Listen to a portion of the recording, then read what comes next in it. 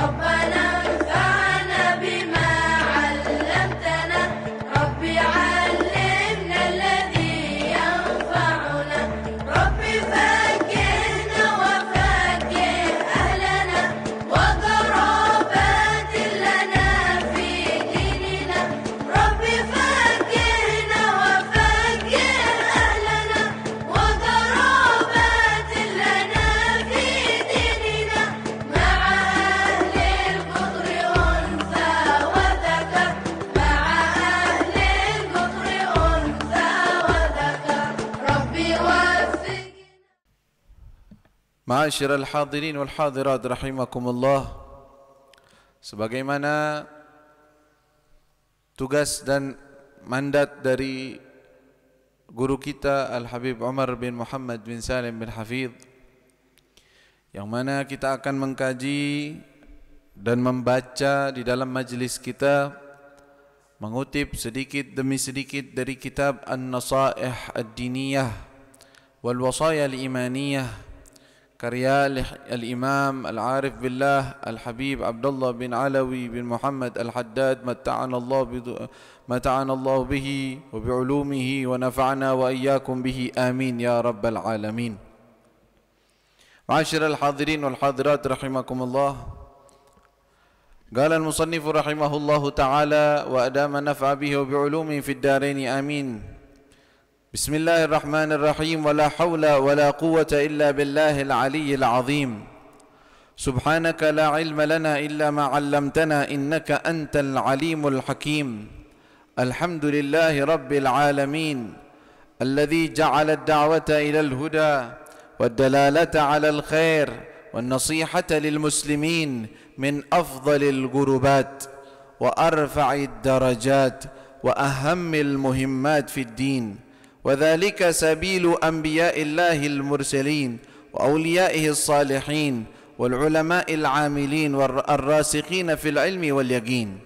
وصلى الله وسلم على سيدنا ومولانا محمد الرسول الأمين والحبيب المكين خاتم النبيين وإمام المتقين وسيد السابقين واللاحقين، وعلى آله وصحبه المخلصين الصادقين وعلى التابعين لهم بإحسان إلى يوم الدين. أما بعد، فقد قال رسول الله صلى الله عليه وسلم: إنما الأعمال بالنيات وإنما لكل امرئ ما نوى، فمن كانت هجرته إلى الله ورسوله فهجرته إلى الله ورسوله، ومن كانت هجرته إلى دنيا يصيبها أو امرأة ينكحها فهجرته إلى ما هاجر إليه. رواه البخاري ومسلم. وقال عليه الصلاة والسلام: الدين النصيحة. قالوا: لمن يا رسول الله؟ قال: لله ولكتابه ولرسوله ولأئمة المسلمين وعامتهم. رواه مسلم. وهذا كتاب ألفناه وجمعنا فيه نبذا من النصائح الدينية والوصايا الإيمانية، وقصدنا بذلك النفع والانتفاع والتذكر والتذكير لأنفسنا ولإخواننا المسلمين. وقد جمعناه بعبارة سهلة قريبة وألفاظ سلسة مفهومة حتى يفهمه الخاص والعام من أهل الإيمان والإسلام، وسميناه كتاب النصائح الدينية والوصايا الإيمانية. نسأل الله تعالى أن يجعله خالصا لوجهه الكريم ومقربا إلى جواره في جنات النعيم، وأن يعظم النفع به لنا ولكافة إخواننا من المؤمنين، فإنه ولي ذلك والقادر عليه، وحسبنا الله ونعم الوكيل، وما توفيقي إلا بالله، عليه توكلت وإليه أنيب. معاشر الحاضرين والحاضرات rahimakumullah. Al-Imam Al-Habib Abdullah bin Alawi Al-Haddad memulai kitabnya dengan Bismillahirrahmanirrahim dan juga ucapan wala haula wala quwata illa billahil aliyil azim. Memulai daripada kitabnya dengan nama Allah Subhanahu wa taala. bersandar dengan Allah, meminta bantuan dari Allah agar kitab tersebut menjadi kitab yang penuh keberkahan, memiliki kemuliaan, memiliki peran untuk memberikan nasihat kepada kita, untuk mengajak kita dan menggiring kita dekat kepada Allah Subhanahu wa taala. Lalu beliau pun memulai dengan hamdalah dan juga salawat kepada Rasulullah sallallahu alaihi wasallam. Kemudian beliau memulai kitabnya dengan membawakan dua hadis. Hadis yang pertama hadis al-niyah yang pada pertemuan lalu sudah dibahas oleh Al-Habib Zaki Al-Haddad. Hadis pertama dalam kitab Mukhtar Al-Hadis Al-Syarif karya Al-Habib Umar, yaitu innamal a'malu binniyat. Beliau bawakan hadis ini kenapa? Karena ini adalah awal permulaan dari suatu amalan, yaitu mengarang suatu kitab. Maka bagusnya dimulai dengan niat yang baik. Berkata Sahibuz Zubad, wa sahihin niyata qabla al-amali. Sebelum engkau beramal, sebelum engkau melakukan apapun, perbaiki dulu niatnya, tujuannya, agar amalan tersebut memiliki nilai yang tinggi di sisi Allah Subhanahu wa taala. Jangan biasakan diri beramal melakukan sesuatu asal aja, tapi usahakan sebelum memulai perbuatan tersebut sedikit merenung di dalam diri. Untuk apa saya melakukan ini? Apa tujuan saya? Untuk siapa? Apa yang engkau tuju dalam perbuatan ini? Istahdhirin niyah. Hadirkan di dalam hati tujuan-tujuan niat. Karena dengan banyaknya niat, walaupun pada satu amalan, tetapi dengan niat yang banyak, maka Allah akan memberikan pahala dalam setiap niat tersebut. Misalnya, kita hadir di dalam majelis. Ada yang datang, yang penting saya hadir majelis, penuh berkah. Sudah. Dapat pahala, dapat. Tergantung niatnya. Satu lagi datang, saya datang ke majelis, ingin pertama mencari ilmu, dapat pahala mencari ilmu. Kedua, saya ingin duduk di masjid, niat i'tikaf, ibadah lillah subhanahu wa ta'ala. Dua, dapat pahalanya. Satu lagi, saya datang ke masjid ingin saling berjumpa di jalan Allah subhanahu wa ta'ala. Tiga, dapat niatnya. Saya berniat masuk ke majelis untuk menyapa orang-orang dan memberikan salam kepada orang-orang. Empat, dapat pahalanya. Ingin masuk ke majelis, ingin menatap wajah orang-orang baik, orang-orang yang sanadnya bersambung kepada Nabi SAW. Dapat lagi niatnya. Ada lagi, saya ingin niat dalam majelis, ingin mengamalkan apa yang saya dengar, ingin mendapatkan ampunan dari Allah. Masya Allah, satu orang amalannya satu, tapi datang belum lagi niat ingin bersalawat kepada Nabi SAW, bertambah cinta kepada Rasulullah SAW. Masya Allah, datang bawa 7, 8, 9, 10 niat. Apa sama dengan yang datang satu niatnya? Nggak bakal sama di sisi Allah Subhanahu Wa Taala. Wa innama likulli imri'in, bagi setiap orang pahalanya mana apa yang dia niatin. Niatnya cuma duduk-duduk doang, ya duduk-duduk doang. Walaupun orang yang hadir di dalam majelis yang semacam ini, insya Allah walaupun datang nggak pakai niat apa-apa, cuman pengen datang aja, atau pengen penasaran, pengen lihat, harapan kita kepada Allah tidaklah dia keluar dari majelis kecuali dapat ampunan dari Allah Subhanahu Wa Taala. Itu minimal. Itu harapan kita karena memang sudah disebutkan dalam hadisnya. Maka itu usahakan kita untuk selalu berniat yang baik. Banyakin niat. Bahkan kalau kita sudah mentok, udah saya datang ke majelis, niatnya ini, niat ini, niat ini, niat ini. Saya usahakan mengingat niat-niat tersebut. Ya Allah, saya niat untuk hal tersebut. Saya nggak tahu lagi niat apa. Bilang, wa nawaitu kama nawa aslafunas salihun. Saya berniat sebagaimana niatnya para salaf saleh. Bahkan Al-Habib Ali Al-Habsyi mengajarkan kepada murid-muridnya, para pecintanya, kalau kalian sudah hadir majelis, nggak punya niat, nggak bisa apa-apa, bingung cari niat, bilang aja nawait kama nawa Habibi Ali. Bilang saya niat kayak niatnya Habib Ali. Dan kita mengatakan niat kama nawa bihi Syekhuna Al-Habib Umar. Kita niatkan seperti niatnya Al-Habib Umar dan yang lainnya. Artinya nimbrung niat kepada mereka. Hal tersebut bisa. Dan insya Allah jadi nyambung niatnya dengan niatnya para ulama as-salihin. Karena mereka berniat itu dengan kadar ilmu mereka, dengan kadar pengetahuan mereka kepada Allah, bukan kayak kita.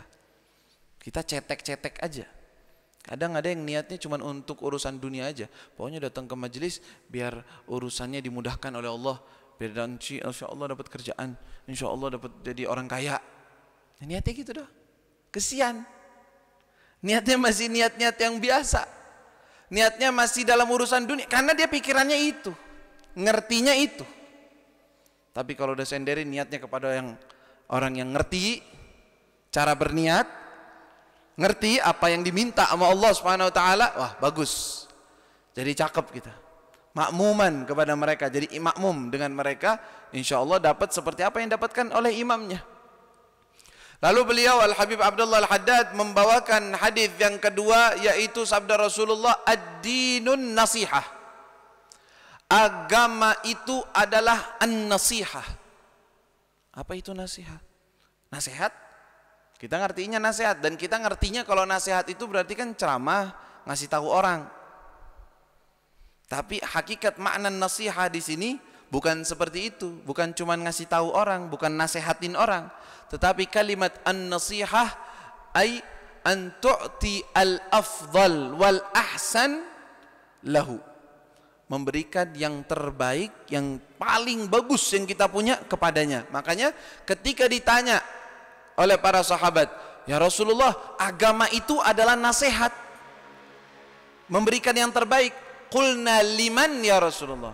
Makanya pertanyaan mereka, untuk siapa? Kalau seandainya arti nasihat itu cuma ceramah, cuma kasih tahu, mereka udah tahu, oh nasihat berarti ngasih tahu orang. Bukan. Mereka bingung, ini memberikan yang terbaik untuk siapa ya Rasulullah? Qulna liman ya Rasulullah. Qal lillah. Nasihat yang pertama, yaitu menggambarkan agama, adalah nasihat untuk Allah. Loh, nasihat untuk Allah? Apakah kita mau menasihatin Allah? Bukan itu artinya. Tetapi arti nasihat lillah, an tu'ti al-afdal lillah wal ahsan lillah. Berarti mengabdi dengan benar kepada Allah, mengagungkan Allah, memuliakan Allah, hanya beribadah untuk Allah, tidak menyekutukan Allah, tidak mencintai kepada selain Allah, taat kepada Allah. Hada nasihat lillah. Itu arti nasihat untuk Allah. Nasihat untuk Allah artinya kita memberikan yang terbaik, ibadah kita, amalan kita, semuanya kita peruntukkan untuk Allah dengan pengagungan kepada Allah Subhanahu wa taala. Hada nasihat lillah. Lalu Rasulullah mengatakan, wali kitabihi, dan nasihat itu yang terbaik berikan untuk kitabnya Allah. Bagaimana nasihat untuk kitab Allah? Memberikan yang terbaik untuk kitab Allah, membacanya dengan benar, menghafalnya, mempelajarinya, mengkajinya, mentadabburi, ya, berusaha bertadabbur, memahami apa yang diturunkan oleh Allah Subhanahu wa taala. Kitabun anzalnahu ilaika mubarakun liyadabbaru ayatih wa liyatadzakkara ulul albab. Turunkan ayat daripada Al-Quran tujuannya untuk tadabbur, untuk mereka itu merenungi ayat-ayatnya. Di dalamnya ada teguran, di dalamnya ada nasihat dari Allah, di dalamnya ada bimbingan dari Allah. Itu nasihat li kitabillah. Berarti kita ini gimana dengan kitab Allah? Ya, ngaji kita bagaimana? Baca Quran kita bagaimana? Kita udah hafal juz amma? Hafal atau tidak? Atau minimal wadduha ke bawah? Enggak hafal juga, kebangetan. Nah, perlu dites otaknya, ini kenapa akalnya? Apa dia error atau apa? Wadduha ke bawah enggak hafal. Ya, surat-surat pendek. yang bisa dibaca dengan mudah, dihafal dengan mudah. Nggak usah repot-repot, setiap hari aja dengerin. Buka MP3, buka apa aja, tiap hari dengerin dari wadduha ke bawah. Sebulan 2 bulan hafal. Tapi karena nggak pernah didengar, nggak pernah dibaca, karena itu nggak hafal. Belum lagi kita mau bertanya, tahu artinya nggak? Wadduha ke bawah tahu artinya atau tidak? Belum tahu sama sekali, ya malu-maluin. Giliran lagu bahasa barat tahu ya artinya. Giliran lagu bahasa Korea tahu ya artinya. Giliran urusan-urusan duniawi tahu, dicari teksnya, dicari artinya, dicari maknanya, biar lebih menghayati, biar lebih mengerti. Apakah seperti itu dengan Al-Quran? Kita nggak seperti itu. Emang susah? Emang nggak ada terjemahannya? Emang nggak ada kajian tafsirnya? Emang nggak ada guru yang mengajarkannya? Banyak. Cuman kitanya berpaling. Susah, repot. Tidak mau. Lalu beliau mengatakan sallallahu alaihi wasallam dalam hadisnya, nasihat lillah wali kitabihi wali rasulihi. Tahu di sini lafadznya wali rasulihi, untuk rasulnya. Nasihat untuk rasul. Memang kita mau nasihatin Rasulullah? Maksudnya apa? Mencintai Nabi Muhammad, meneladani Nabi Muhammad, lebih kenal sosoknya Nabi Muhammad, lebih tahu tentang karakternya Rasulullah sallallahu alaihi wasallam, meneladani beliau, mengikuti beliau, mengagungkan sunnah-sunnah beliau. Itu nasihat li Rasulillah sallallahu alaihi wasallam. Artinya benar-benar kita yang memberikan yang terbaik yang kita punya untuk Rasulullah sallallahu alaihi wasallam. Lalu beliau mengatakan wali a'immatil muslimin, dan nasihat untuk para imam, para pemimpin-pemimpin orang-orang muslim. Pemimpin-pemimpin, nasihat untuk mereka bagaimana? Nasihat kepada mereka bagaimana? Salah satunya taatin mereka dalam urusan yang bukan maksiatullah. Ta'atul amir min ta'atillah wa rasulih. Ikuti perintahnya ya orang-orang selagi bukan maksiat kepada Allah, selagi bukan sesuatu yang melanggar aturan dari Allah dan Rasul, maka taati mereka, ikuti aturan mereka. Perintah dari Allah, perintah dari Rasul. Juga nasihat kepada mereka, memberikan yang terbaik, menasihati mereka juga, memberikan nasihat, memberikan arahan kalau seandainya ada yang terbaik kepada mereka. Wali a'immatil muslimin wa ammatihim, dan kepada umumnya orang-orang Islam. Nasihat untuk orang-orang Islam itu gimana? Bukan cuman ngasih tahu yang terbaik, bukan ngasih nasihat, bukan. Tetapi judul besarnya an tuhibba li akhika ma tuhibbu li nafsika minal khair. Engkau mencintai, menyukai untuk saudaramu yang muslim sebagaimana engkau menyukai kebaikan untuk dirimu. Itu judulnya. Berarti orang seperti itu nasihah lil muslim, nasihah li a'immatil wa ammatihim, umumnya semua orang. Berikan yang terbaik yang kita punya untuk mereka. Ini hadis luar biasa, hadis yang singkat, padat di dalamnya. Kalau mau disyarahkan jadi kitab besar. Bahkan An-Nasaih Ad-Diniyah, kitab ini adalah kitab terjemahan, pembuktian terhadap hadis tersebut. Kitab semua nih, sedalam-dalamnya isinya semuanya, yang lumayan tebal kitabnya. Itu semua kalau bisa kita ungkapkan, ini adalah nasihat dan ini adalah praktek langsung dari hadis tersebut. Ad-dinun nasihah. Qulna liman?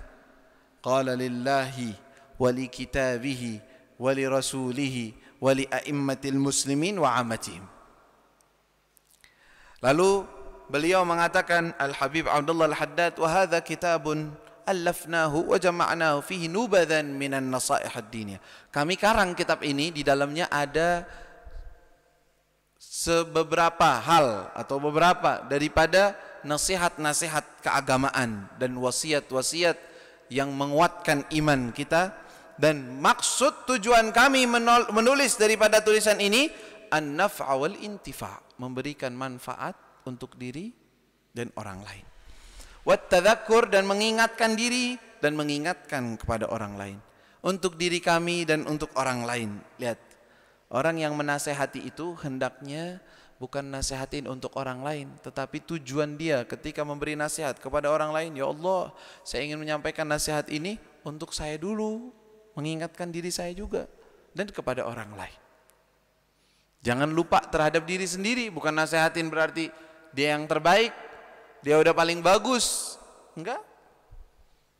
Makanya ditanya, apakah orang yang dia merasa dirinya belum mengamalkan apa yang ada di dalam Al-Quran dan hadis dan ilmu yang dia punya, kemudian dia memberi nasihat, apakah boleh?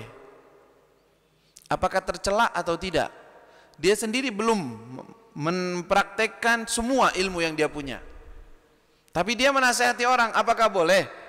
Maka Al-Imam Al-Haddad memberikan jalan tengah. Kalau mau menasihati orang sedangkan dirimu tahu bahwa belum mengamalkan, niatkan ketika memberi nasihat itu adalah nasihat untuk dirimu juga.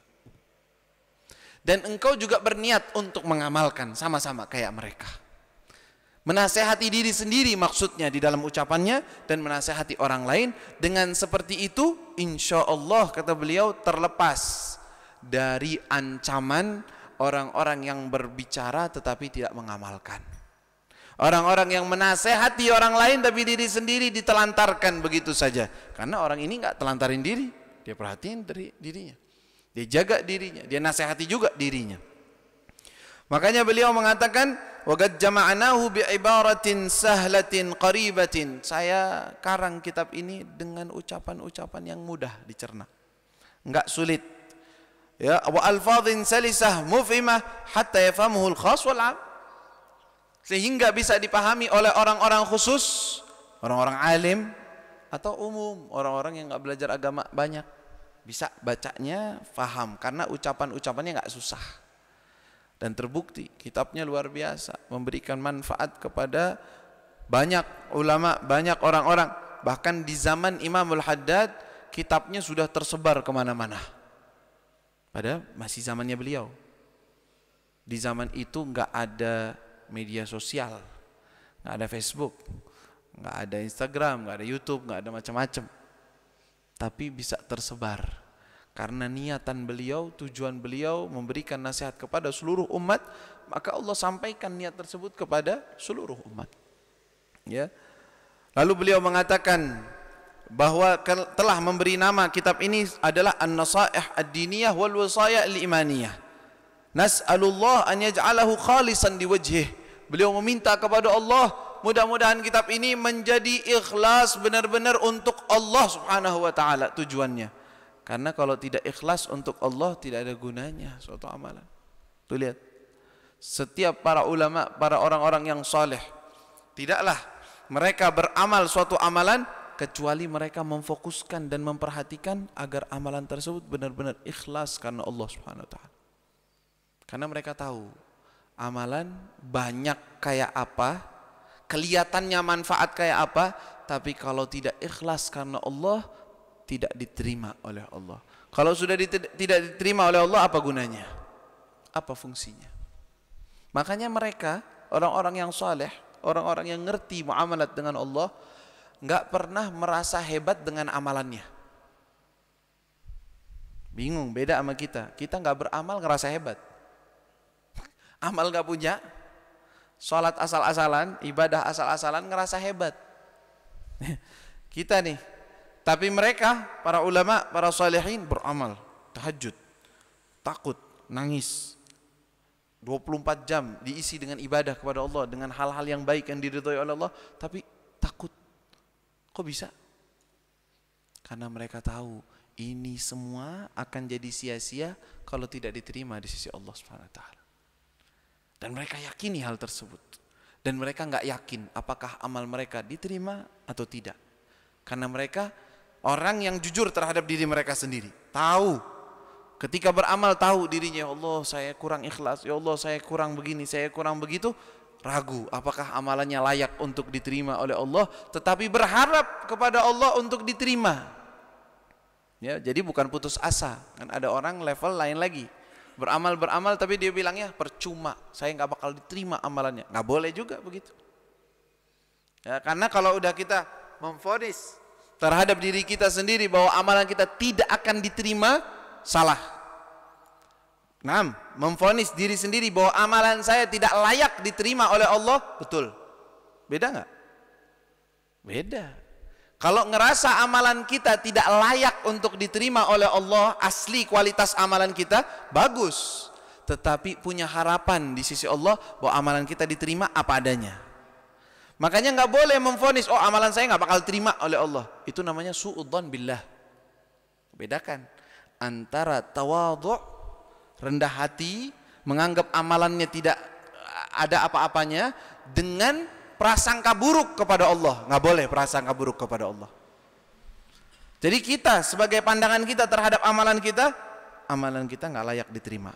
Sholat, ibadah, aduh, kalau diperiksa nih, tapi ya Allah, saya mengharap dengan karuniamu, dengan kemuliaanmu, dengan kebaikanmu, dengan kedermawananmu, engkau menerima amalan saya apa adanya. Begitu dah, nggak usah dikoreksi-koreksi. Nah ini husnudzan billah, punya prasangka baik kepada Allah bahwa amalannya akan diterima, bukan karena layak, tetapi karena Allah maha dermawan, karena Allah maha baik, yang bisa menerima amalannya walaupun amalan tersebut kurang lebih. Begitu ketika kita bermuamalat dengan Allah Subhanahu wa taala. Jadi nggak boleh juga memvonis diri kita sendiri, apalagi orang lain. Wal'iyadzubillah, fulan percuma amalannya, dia si orang yang munafik. Siapa engkau? Asyagag ta'anggal beh, apakah engkau sudah belah dada dia, lihat bahwa dia munafik, bahwa dia tidak beramal untuk Allah? Dari mana engkau memvonis amalan orang lain? Sedangkan engkau bukan Tuhannya, bukan Allah yang melihat daripada hakikat amalannya. Jangan sekali-kali, jangan sekali-kali memvonis kepada orang lain. Pada diri kita sendiri aja nggak boleh, apalagi vonis kepada orang lain. Urusan vonis itu urusannya Allah. Lain kita muamalat dengan Allah bagaimana, caranya dengan bagaimana, lain lagi. Maka itu beliau meminta kepada Allah agar diberikan ikhlas, diterima amalan ini di sisi Allah Subhanahu wa taala, dan menjadikan amalan yang beliau perbuat ini membuat manfaat yang luas untuk seluruh umat manusia. Subhanallah, niat beliau bukan untuk orang-orang yang ada di Hadramut saja, bukan untuk orang-orang yang ada di Tarim saja. Beliau tinggalnya di Tarim, tetapi tujuan beliau untuk semua orang-orang Islam. Padahal di saat itu, ya, yang namanya sarana kan kecil sedikit, negeri Hadramut jauh dari mana-mana, tapi punya niatan, punya tujuan baik untuk menyampaikan kepada seluruh umat. Maka Allah Subhanahu wa taala yang maha mulia, yang maha agung, bisa mengkabulkan daripada niat hambanya dan disebarkan ke seluruh umat. Mudah-mudahan dengan kita mendengarkan daripada Nasihat Diniyah, kitab daripada Al-Habib Abdullah bin Alwi Al-Haddad, dan nasihat dari guru-guru kita, mudah-mudahan Allah Subhanahu wa taala pandang kita pada malam hari ini dengan pandangan rahmatnya. Mudah-mudahan Allah pandang kita semua di malam hari ini dengan pandangan rahmatnya.